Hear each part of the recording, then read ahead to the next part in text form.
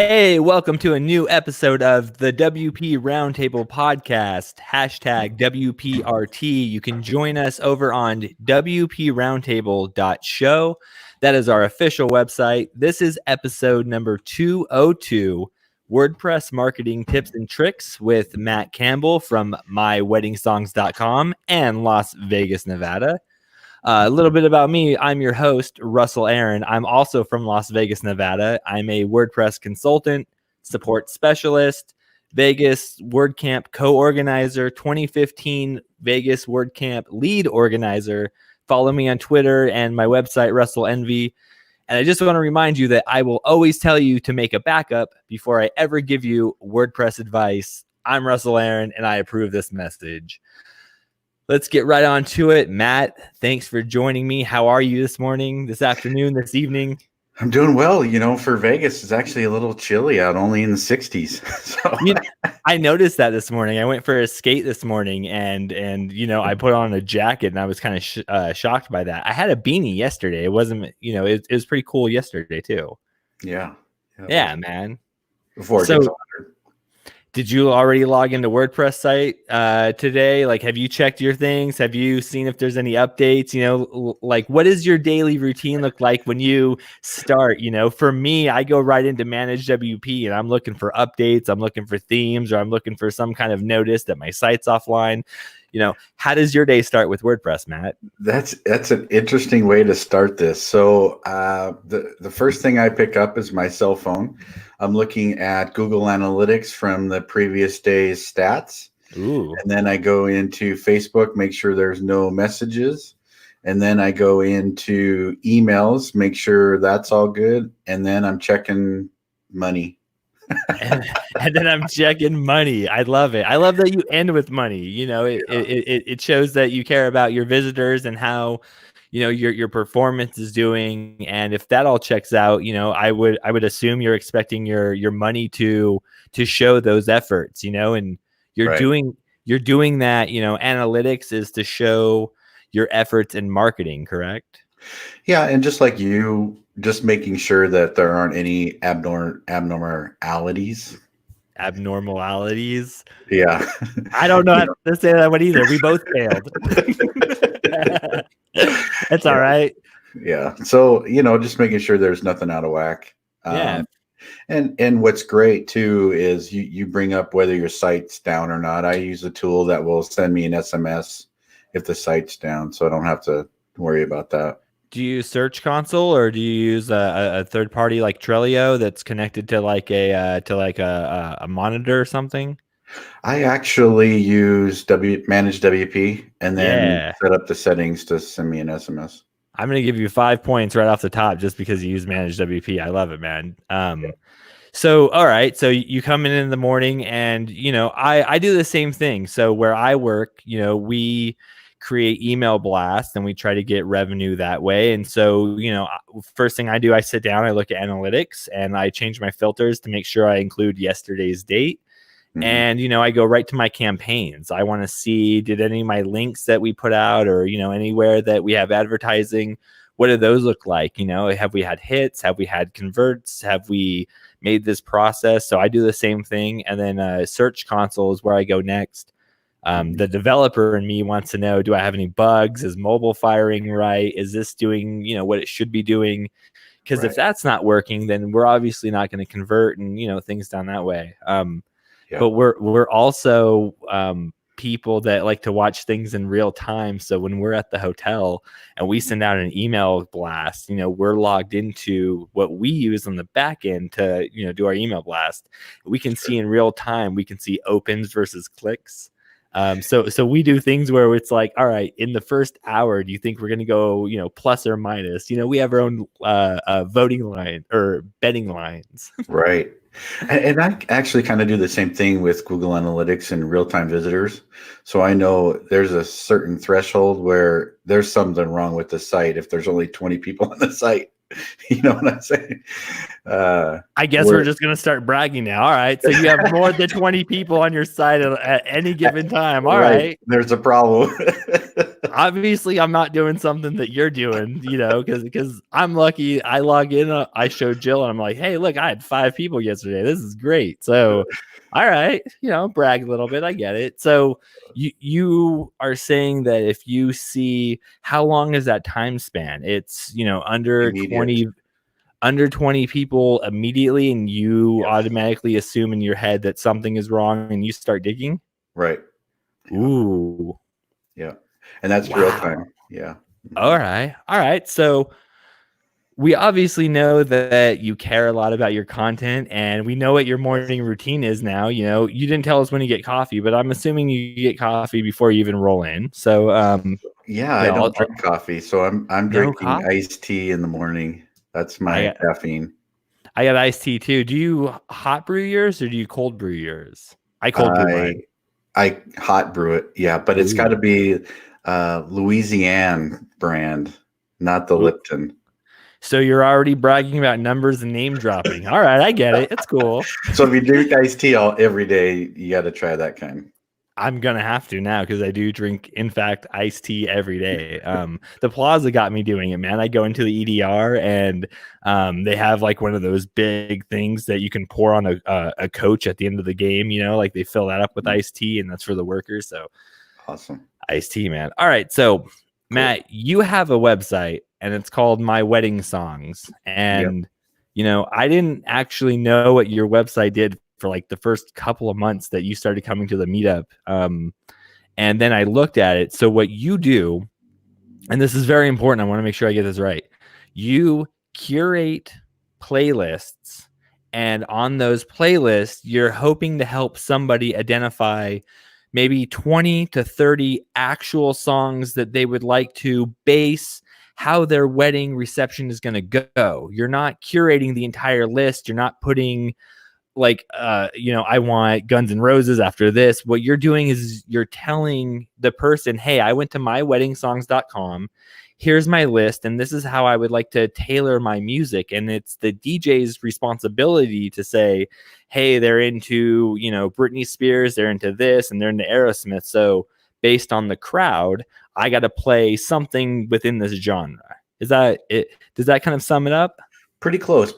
So there's specific events for a wedding. So there might be like what you'll experience someday, a father-daughter dance, and she's planning the wedding. She has no idea what to play. So then you could go to Google, type in father-daughter songs, come to our website, and then just try to figure out what you're going to play.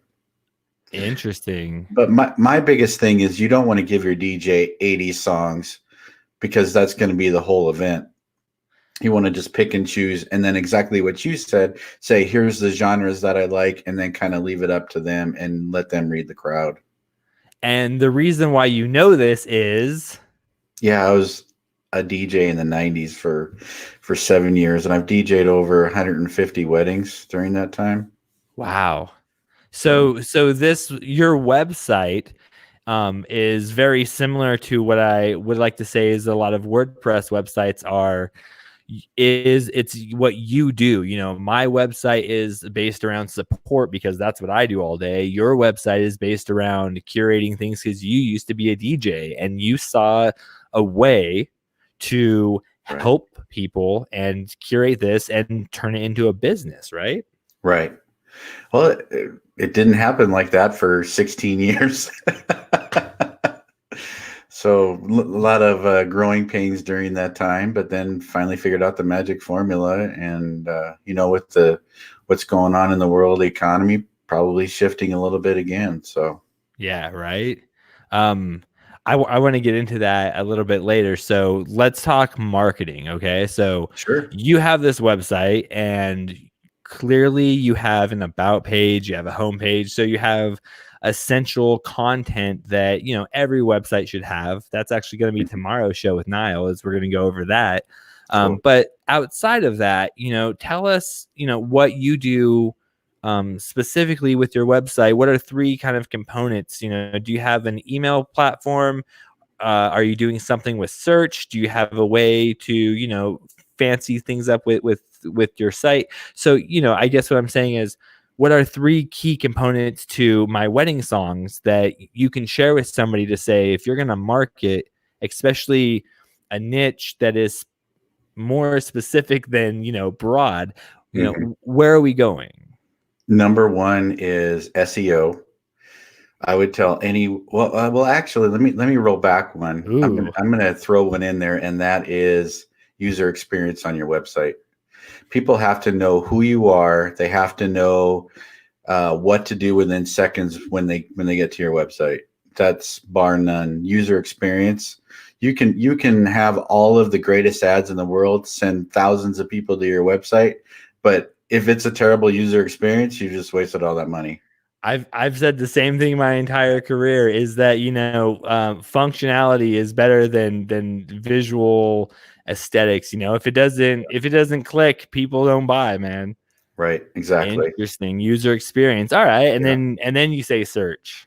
So then I say search for SEO, and I tell everybody the first thing that I would optimize. Well, first you have to do your keyword research, but then once you get that done, then you have to optimize your page titles and your page descriptions, because that's what's showing up in Google. And you could be ranking in position 3 and have a better title and descriptions that will get people to click and possibly get more clicks than the person that's in the 1 position and the 2 position.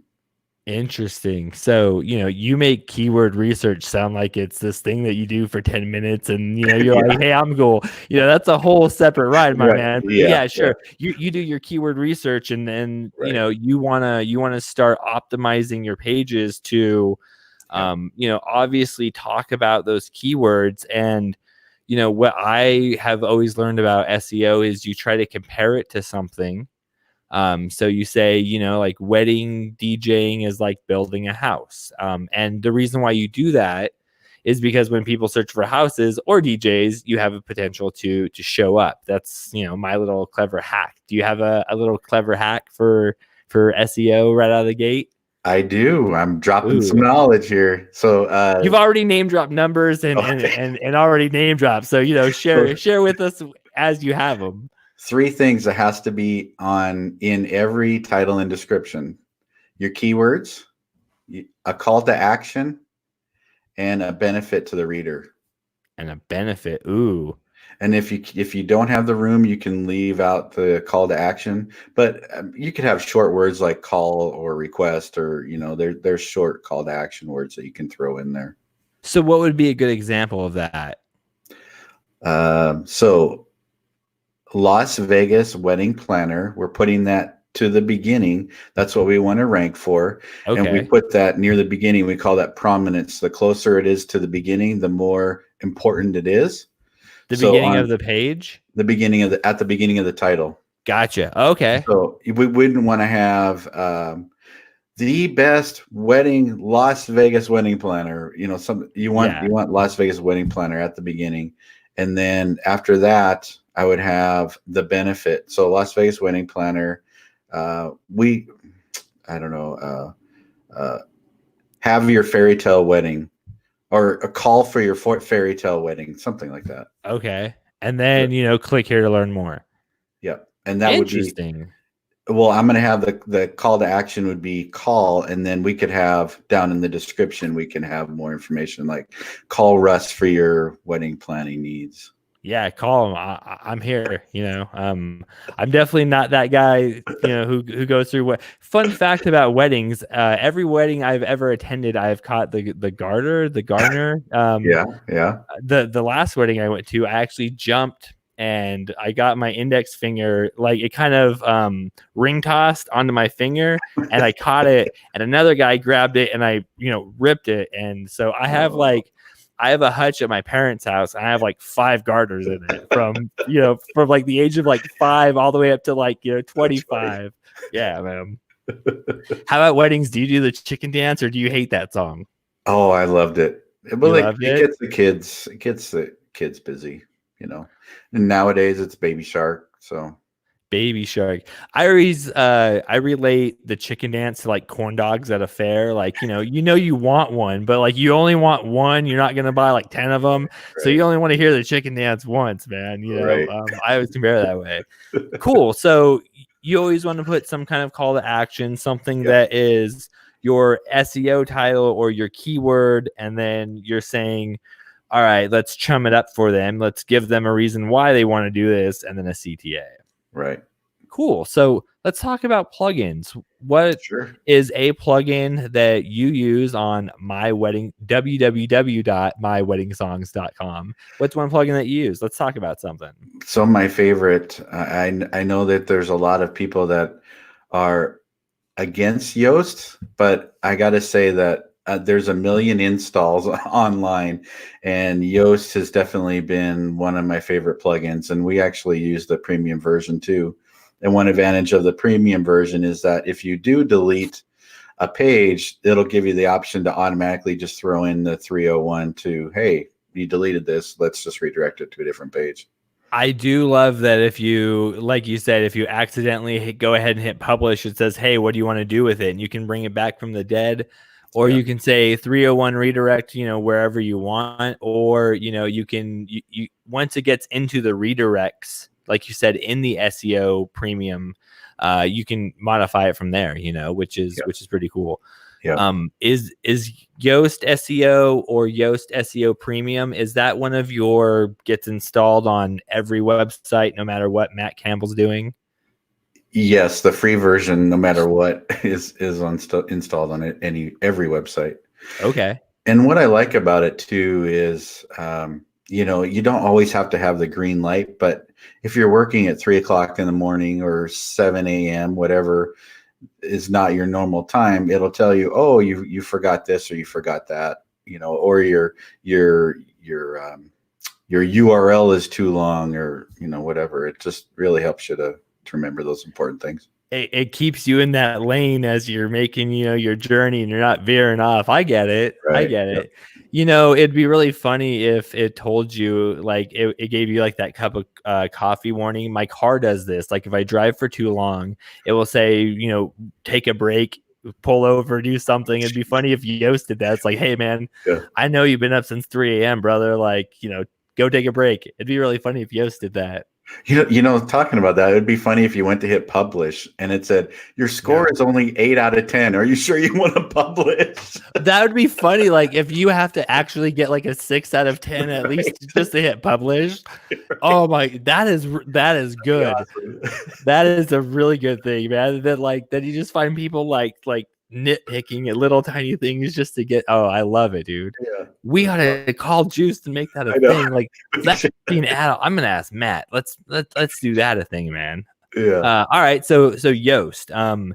You use the premium version. I use the premium version, and what I like about the premium version is being able to make your Facebook and make your Twitter when you share your page. I like that you can curate that content, and a different message can be on Facebook and a different message can be on Twitter. But then when you actually share it, the SEO snippet on the front end of what it looks like on Google, to me, I've always envisioned it that you have 3 different ways to advertise inside of Yoast, natively, and then Facebook and Twitter. So I use those. Those are like my bugaboos. If we're launching a new page and you haven't done your meta titles or your meta description and you haven't filled in those social sharing details, we ain't going live. Like I will physically make it not a thing. You're more diligent than I am. I only do that for my podcasts. I don't know. Well, so I work at a hotel here in Las Vegas, and we encourage people to share our links, and we share them, and I want to set my team up for success. So I'm not the person on the social media channels that are just sharing this, but we have a lady who will go, and when we have a new comedy, she'll copy the URL and she'll place it in Twitter or in Hootsuite, however they schedule it, and then it goes out on social media. And it's my assist to her is really, or it's her assist to me, either way. But I want to make sure that it has at least an event image, or it has a picture of the comedian, whatever it is we're doing, and it says when, where, and how much. Yeah, that's really important. I think that feature on Yoast is awesome. For sure. That's part of the open graph technology of Facebook, and how Twitter, that's just part of their service. And images capture things, and if you can have something that stands out that says, hey, I didn't know that's at this place, or my wedding song says that, cool, and you can grab them with that image. Right. And I think that's important too. I know that's not one of our plugins we're going to talk about today, but a plugin like Revival Posts, where it'll automatically send out old posts to Twitter. And if you have that information already on all of your posts, that's fantastic, where it's just going to sell you that much more. Hey, it's not on our list, but that can be like a top tip. How about that? There you go. Cool. Dude. So Matt, I have a question for you. I don't know if you can see my cool little graphic. That's actually at our meetup that you and I attend. And okay. So I have a question. So you're talking about Revival Post. And so the idea of this is to what, essentially? Basically, just keep your name out there on Twitter. For me, I know that my audience is not on Twitter, but I at least want to be active on Twitter. And so I can just install the Revival Post, and then I have the setting set up that a post gets sent out every 6 hours. And then so every 6 hours, there's a fresh post on there, just to try to keep those visitors coming to the website too from Twitter. So it looks like you're posting, it looks like you're doing something, but you're really automating in the back end. So that way you can log in every morning and check your analytics and your real-time data. Right. Yep. I love it. All right. So, Yoast, I think the last thing I want to talk about Yoast is internal linking. I really like that feature.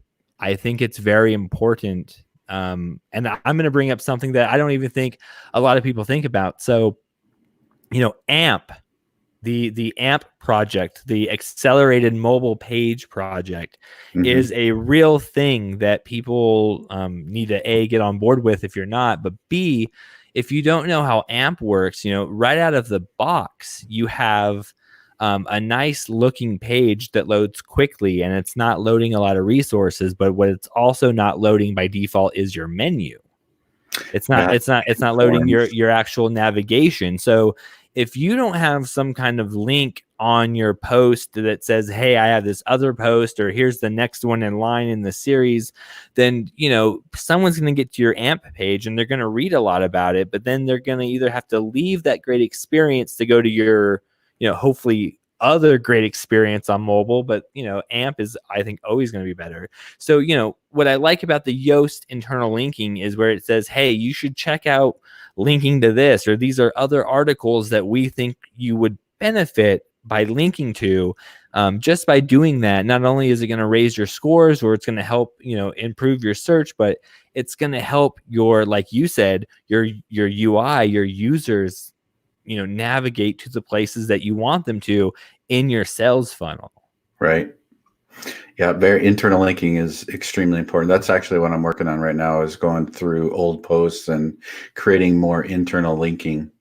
And the Yoast tool is great because it'll show you how many pages you're linking out to and how many pages are linking to that page from the list of the pages and the posts inside of WordPress. Ooh. Okay, I lied. Do you use the Cornerstone content in Yoast? I don't. Do you know what the Cornerstone content is?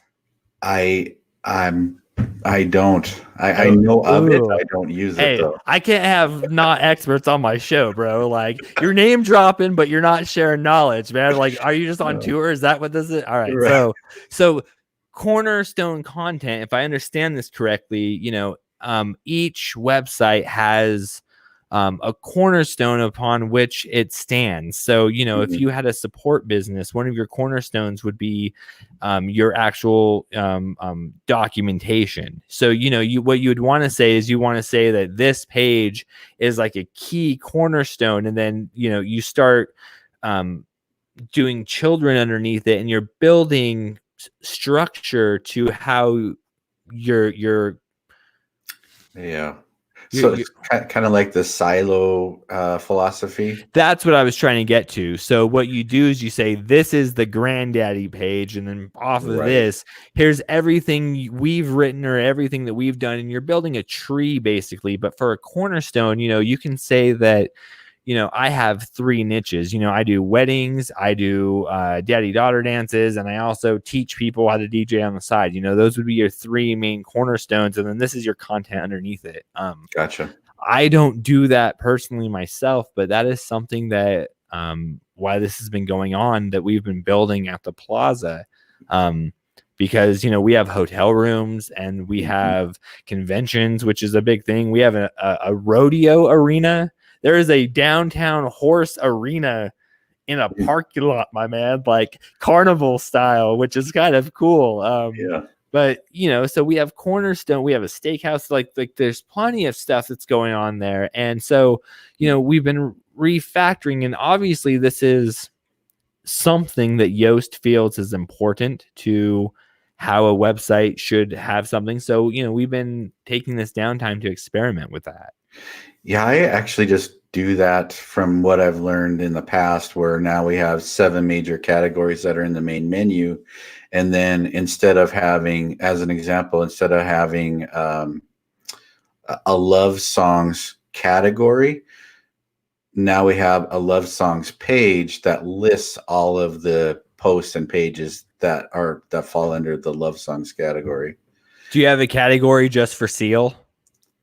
No, I don't. You should, because all of his songs, especially like Kissed by a Rose, all the Seal. How about Luther Vandross? Do you have a section just for Luther Vandross? I do have a page under musicians for Luther Vandross. Yeah. I love it. All right. So you have 7 main categories, and kind of that's always been your approaches. From what you just said, is this is how you've structured things. You knew, did you know that going into building your website, or is that something that you've learned over your 16 years, is that you should structure it around some kind of categories? You know, talk about that a little bit. Definitely, it was before silos were ever talked about. It was just categorizing your music. And I had another site that I brought into this one, and that was all categorized by musicians and by era, genre, all the, you know, everything that's related to music. So just kind of categorize that. And then the one thing that I learned through time is, instead of having let's say a musician's category page for a blog, I don't want to have a category page. I just redirect it to an actual page that I create that has it all in there and then goes into further detail. So interesting. Alrighty. Hey, I just want to bring something up real quick. I want to remind everybody out there, you know, take advice seriously, but also make a backup before you ever take WordPress advice. You know, if you don't know how to make a backup, let's reach out to somebody and get you set up on Managed WP, or there's a cool plugin called Back WP Up. You know, make a backup before you ever take WordPress advice. Great little segment. So Yoast, we covered Yoast. What's another plugin that you use, Matt? So I'm going to say something that I wish I would have done from day one is have a email list builder. An email list builder. Okay. Yep. So it doesn't matter how many visitors you have. You just have to have what we call basically just something to pull them in and get them to subscribe. You have to offer something. So even for WP Roundtable, maybe you have 6 tips or 10 tips on how to start a WordPress blog or a WordPress website. And then you just create that. And then in order to get it, hey, put in your email address, and then I'll send you this PDF. Exactly. Or a link to a hidden page, or however you want to distribute that content, for sure. Exactly. Okay, so you're setting up almost like you were talking about earlier. You're setting up your what this is. This is a newsletter sign up, and this is what you're going to get, and then here's that call to action. Right. Exactly. Cool. It's slipping my mind what that's called. I'm sure I'm going to think of it sometime. But the most important thing is that you're capturing the emails, and Sure. and it's really tricky. You don't want to try to call it a newsletter just because people don't want to subscribe to newsletters. But if they potentially maybe they want updates. Updates is a good one. Yeah. Or even WordPress tips. Yeah. Ooh. All right. WordPress tips. Yeah. So you weren't doing this, is what you're saying. You weren't capturing things, or were you using like a plugin like Gravity Forms and letting that store how entries were coming in, but you weren't actually sending them to a Mailchimp, a Mailmunch, a Cordial, something like that? Is that what you're saying? No, I really wasn't doing any of it, just because who has time to do that too? Who has that? Yeah. That's actually my whole entire job at the Plaza, is building the website and getting it stood up. And then, like we said, going through Yoast and making sure that our links are squared away, and we have tracking on those. We have UTM tracking. So campaigns and sources and links or referrals and stuff. So, what we do is you come to our website and it says, hey, we have comedy coming up. If you want to be noticed or notified when we have new shows, put your email in here, and then that goes to our thing. And we it's an opt-in. You have to say, yes, I want to do this. And then we collect a little bit of data to you, and we send it to a back end, and you get, filed and categorized. Gotcha. That's what you're saying you wish you would have done. Yeah, just some sort of anything to capture emails. So that leads us into our next plugin that I recommend, and that is Mailmunch. I'm just a huge fan of Mailmunch. And actually, I just pay for the basic subscription, because I don't mind it saying powered by Mailmunch. You can pay more to remove that, but I just me personally, I think it gives some validity to that pop-up. Can you do it with CSS? Can you remove it with the display none? I was gonna say, can you go the Jetpack route? Like, remember the little smiley face at the bottom? So you just display none, visibility hidden. I'm okay with it being there, just because I think it just gives it some legitimacy, and that's been a great tool for me. And what the feature that I like about it is that I don't have it popping up immediately. The only time I have it popping up is when you leave the active window.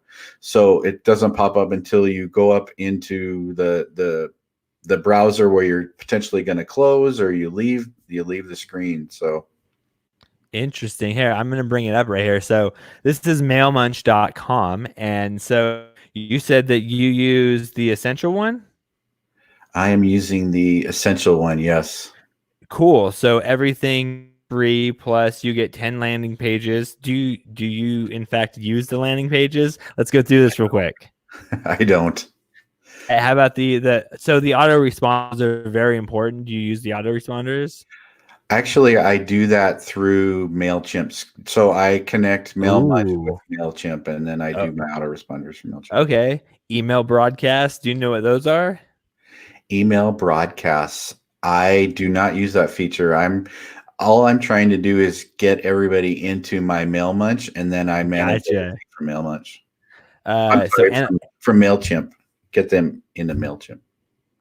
So no Mailmunch logo, analytics and reporting, instant email notifications, and you get custom domains. So, this is really cool. This is $6.99.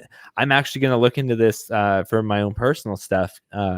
What we use is called Cordial, and that gets a little expensive. And you're saying this is what I don't see here is Oh, it says unlimited subscribers. That comes with free. So it looks like you can have unlimited subscribers with this.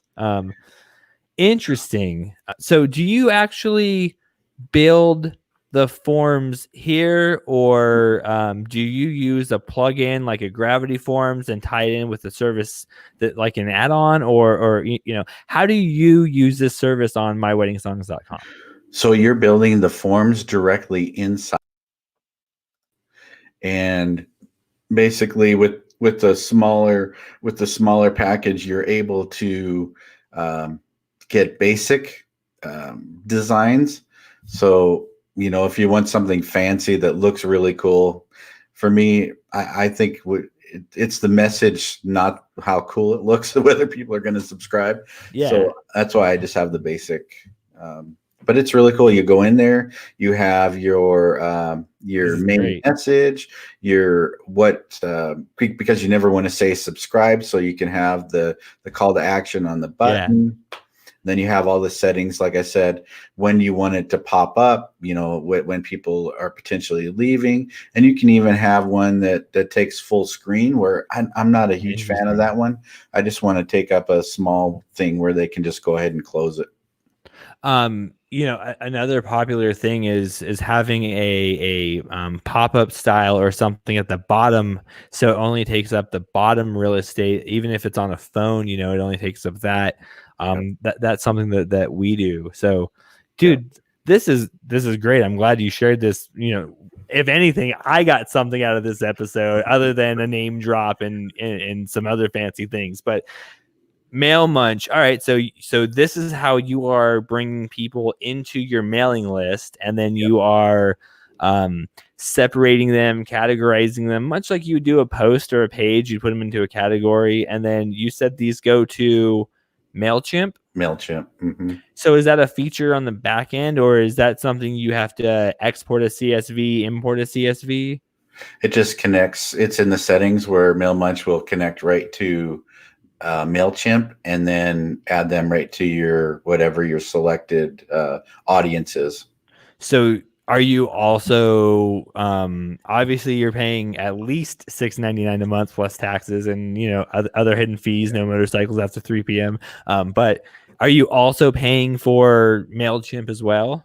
Yes. Interesting. All right, so you use these two together. Yes. Mm-hmm. All right. So what is one thing that Mailchimp does, or MailMunch does really well? Is it their back end? Is it their forms? Is it easy to integrate? What they do well? So I'm going to say two things. One thing is it's very user friendly, easy to install, easy to get set up. And I'm going to say I was using other tools, and this one I have found to not slow down my website. Ooh. So I have found it to be very light. You can, maybe other programmers that are smarter than me can tell me otherwise, but I've used other platforms that have significantly slowed down my site, where this MailMunch doesn't. Nice. Is that because it's just HTML and like maybe a little bit of script, or have you found that it's just not loading the resources like other things do, or I'm sure you have some. Yeah. You told me earlier that you're a technical guy and you like to know how things work. So this would be, I would say, my question is I'm asking you here. I know it. Yeah, my response to that is I haven't researched it. Ooh, I have. All right. I just know that 3 other plugins that I've tried, this one has loaded the fastest. I brought you on. You didn't know an answer to Yoast. Now you don't know an answer to MailMunch. I'm scared to see where we're going for a third plugin, but so all right. So marketing wise, you have MailMunch, which is people come to your website and they say, "Hey, Matt, this is a great website," and they say, "I want to know more about Bruno Mars, or I want to know more about wedding ball dance rooms." Music, you want to keep up with the new music. Yeah. All right. Yeah. So I just wanted to say that is not my number one email generator. Ooh. I just thought of the word. We have something that's called a lead magnet. So a lead magnet is something that pulls them in like the PDF. So what we offer is you can download a PDF of the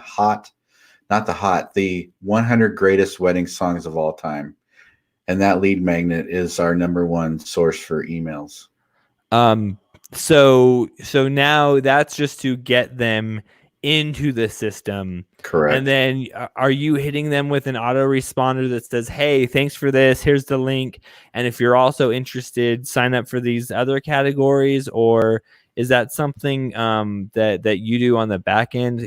Because I guess what I'm asking is, here's my question, right? Is once you get them in, what do you do with them? Oh, this one's a sweet spot here. I send them to a landing page. Also, make a backup, people. Yes, make a backup. I send them to a landing page after they subscribe. Okay. So the landing page is on our site. And then what happens is it says, here's a link to the PDF that we've also emailed to you. But while you're here, check out these other areas on our website. Ooh. So that way, potentially, okay, they could be there just for the PDF, but hey, while you're here, check out these other cool areas. Got it. All right. It's an interesting strategy, that's for sure. Hey, while we got you, thank you. Here's what's going on, and here's also how you can get involved. Great. Right. And the same thing could go for you, where maybe you have the CEO and my thank you page says thank you and then a picture of me. So if for your hotel, you could have the CEO, thanks for subscribing, here's our tips, we welcome you anytime to the hotel, just something that's more personal than, hey, thanks for subscribing. So, let's segue to this for a minute, because what you're describing here is when somebody comes to your site and they say, Matt, this is great, and I want the 100 top wedding songs. It's probably mostly Aerosmith songs, probably, right? No, there's only one. Is Seal on there?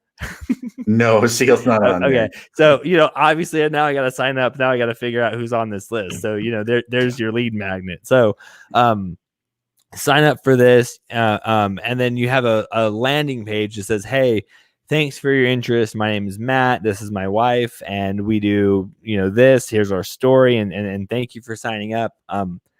So let me tell you about a conversation I had, because I actually do work side by side with the CEO at the Plaza.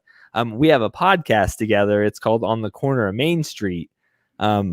So I come to Jonathan all the time and I go, hey, Jonathan, I need to use this picture of you. We're going to have this message. And he's got like 8 photos.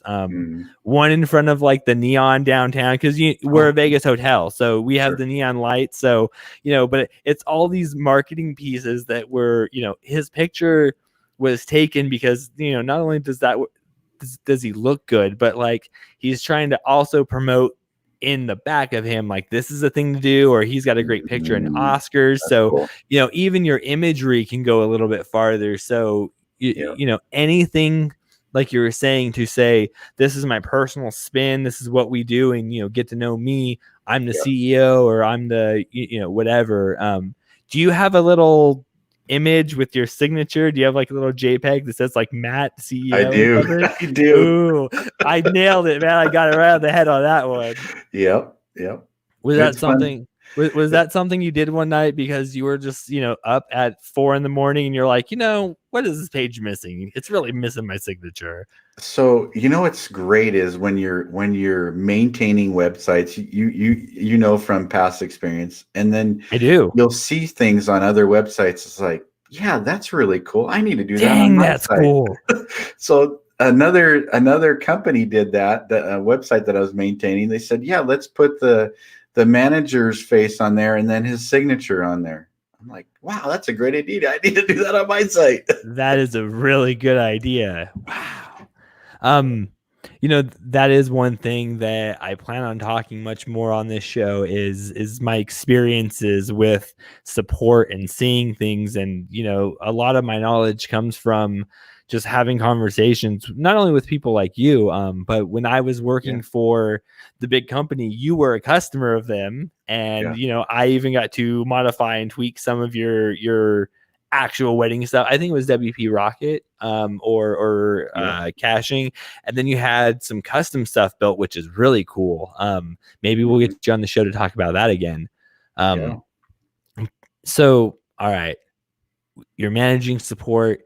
You have people coming in with your lead magnets. They're rolling in. So then, what is your strategy shortly? What is your strategy when it comes to sending out newsletters, responses, things like that? Now people signed up. Now do you have like a day, like Wednesday is newsletter day, and you're going to go write the 5 things that you got to send out? Do you have a process for that?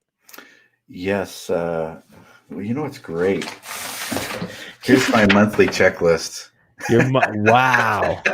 So that way I can remember to do everything. So yes, we send out a monthly newsletter. Look at that, a business owner with a checklist. Oh, if I could just have you meet a lot of people in my past. There's too many things to remember. So we do send out how come you don't bring that with you to the meetup? You ought to do that and be like, look, people, before you even walk in the door, this is what you need. Right. Yeah. It goes the whole page too. And then I have it broken down by month. So that way I can check off by the month. It's crazy. Ooh, now you're making up for all those name drops. Look at that. Now you're sharing some info. There you go. And, so Mailchimp, I only send that out once a month, but my strategy is I send it out the last day of the month and I say, here's the new wedding songs that were released that month. So there'll be an email sent out on Sunday, May 31st that says, here's all of the new wedding songs from this past month. And then we'll offer other tips as well in that newsletter. So are you keeping up with the new music? Like, do you have a history in trap music? I'm asking because I watched this thing on Netflix. It's called The Evolution of Hip Hop. And it's going through and it talks about how music went from New York in the streets to becoming this thing. And then more people started doing it. And then West Coast, East Coast, this whole thing. So, you're curating a list. And I would imagine you have demographics and age ranges of lists. So, in the back of your head, I know every Loverboy song and what order it should go in, and you probably made your wife a mixtape or two with Loverboy, but now you're getting into Breathe Carolina or these bands that you've never heard of. How are you keeping up with those? So the way I'm doing that is we have a newly released curated song list that gets updated once a week. So new music comes out at least the most popular day new music comes out Tuesday. Friday. Yeah. And then, so there's a lot of sources that I'm going to, but one of the main ones is New Music Friday song list on Spotify. And they have 99 news, about 100 songs each month that they're updating. But there's other sources too that we're checking, that I'm checking. I feel like they're missing a branding opportunity. They have 99 songs, but a playlist ain't one, or I feel like they have a Spotify has a branding thing right there. Maybe they can team up with Jay-Z. Yeah, maybe. Cool. So you're just keeping up with whatever's being released. Are you checking record labels too, and YouTube? Like, are you checking things like that, or anywhere, huh? But most of the trending songs on YouTube are hip hop, and they're not particularly wedding songs. So you have to consider. You can't tell me OPP is not a wedding song. Everybody wants to jump, man, is all I'm saying. You talk about OPP and yeah, you know me. Hold on. It is Tom Hanks' wife just did a cover of that song. Oh, wow. Yeah, it's I don't want to go on record, but it's not one of my favorite songs. I mean, I feel like you just did. I think it's either OPP or Hip Hop Hooray. I can't remember what song it was. I'll tell you something. We watched that show, The Masked Singer, and they had Sarah Palin on this year. Oh, and there's a couple songs where I was like, man, that's Sarah Palin. And then I went, yeah, that's Sarah Palin. I get it. So, as long as it's somewhere within there, I'm sure I'm going to listen. Yeah. Cool, man. So look, it's been 45 minutes. We've talked about some Yoast. We've talked about some Mail Munch. We've talked a lot of marketing. Let's end with a final question. Raise your hand again. I miss that room. How about you? Do you miss that room at the Innovation Center? I do. Yes, I do. I always liked it better than the stage 2 room, even though that room is really big. Like I always felt that room in the back was just that sweet spot. All right, question time. Yep. Matt, I have personally known you throughout the years, and what I want to say is you sent me a message that said, hey man, I'm going full throttle. This is what I'm doing. And then like a couple weeks later, all of this started unfolding, so my question to you is, now that this is shuffled, have you noticed yourself trying to innovate, or have you noticed yourself trying to redefine or enhance what you already have in place? Because my question really comes from, now we've seen it in the WordPress industry, which, people like myself are kind of lazy and we offer support and consulting. But now that this has happened, everybody has a consulting page now, and everybody has a way to take a form, and everybody has this thing. So, going solo and saying, this is your full-time business, this is what you're doing, and then having, you can't stand more than 6 feet to each other, which is really just clobbering the horse of a wedding, really is, have you found yourself trying to rebrand, or have you tried, marketing in a new way? What are you doing to keep the message going? And I also, what would you tell somebody out there going through the same kind of thing? So I would say one of the good things about the COVID is that there's been a lot of online webinars and conferences and meetups, and that's really what I've been focusing on, just focusing on the relationships. And I think that that's one of the things that has always been important for businesses, is to have those one-on-one connections with people. And so that's what I've been working on, is just reaching out to people and making those connections with people in the wedding industry and people that are in SEO, bloggers. I run the bloggers meetup. So just trying to keep that message out, And so as far as pivoting, yes, when you have a website that makes money from advertising and all the advertisers pull all their money, it doesn't make as much. So yeah, my pivoting is I'm researching and thinking about doing some SEO training courses and blogging training courses. Just trying to do that and figure out how we can pivot more. But that's what I've been working on. I think that is my biggest message to anybody. First of all, thank you for sharing, because it's hard to express what's going on, and no one ever wants to admit things that are hard or tough, to keep a brand. But thank you for sharing that. Mm-hmm.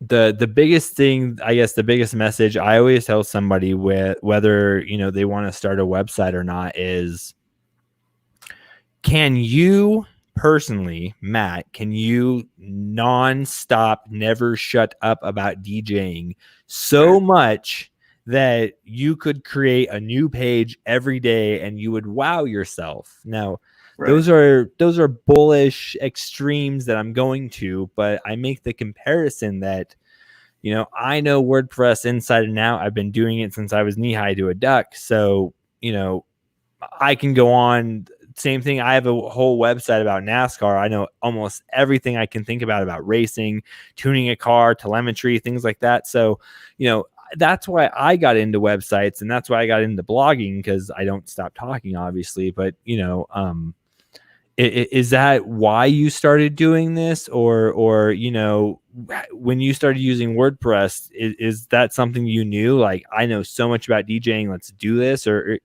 how did that kind of come along?